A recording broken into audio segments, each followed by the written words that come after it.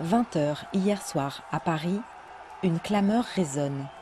Les militants du Rassemblement national, réunis pour la soirée électorale autour de Marine Le Pen, ne cachent pas leur joie en découvrant le score de leur candidate. C'est incroyable quoi, parce que là on a même, avec les derniers sondages, on est à 49% au deuxième tour, donc c'est vraiment notre chance pour gagner cette année, donc c'est incroyable. Elle a mené une campagne formidable, elle a été complète, elle a été concrète, et oui, elle a sa place au second tour. Brillante. Brillante parce que la femme est brillante, elle est généreuse, elle a travaillé comme une folle tous ses dossiers dans les moindres détails. Et c'est tout à fait normal qu'elle ait fait une campagne brillante en se donnant autant de chance. En 2017, on nous disait qu'on était mort, qu'on était enterré, et finalement on voit que 5 ans après, on est toujours là et on est encore qualifié au second tour. Avec 23% des suffrages, la candidate du RN n'apparaît pas affaiblie par rapport à 2017.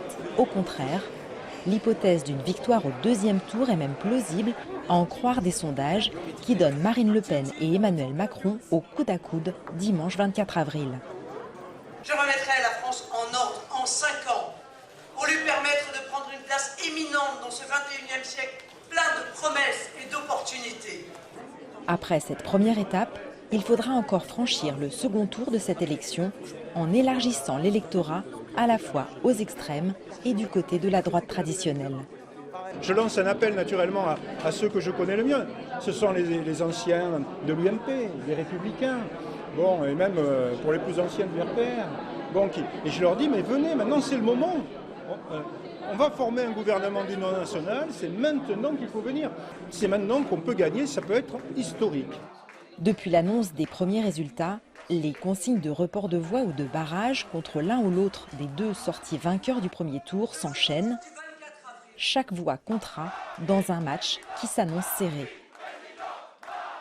Après un premier tour finalement sans grande surprise, les 15 jours à venir seront cruciaux pour permettre aux deux candidats qui viennent de remporter ce premier tour de remobiliser leurs troupes et de faire la différence pour le deuxième tour le 24 avril. Jade Charles, CGTN, Paris.